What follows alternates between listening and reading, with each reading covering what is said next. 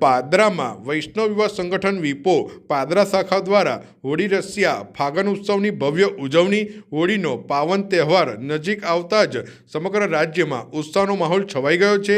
રંગો અને આનંદના આ પર્વની ઉજવણી માટે ઠેર ઠેર તૈયારીઓ શરૂ થઈ ગઈ છે। હોળીના દિવસે લોકો એકબીજાને ગુલાલ અને વિવિધ રંગોથી રંગીને ખુશીઓ વહેંચે છે, પરંતુ હોળી માત્ર રંગોનો તહેવાર જ નહીં, ભગવાન શ્રી કૃષ્ણની ભક્તિમાં લીન થવાનો પણ પાવન અવસર છે।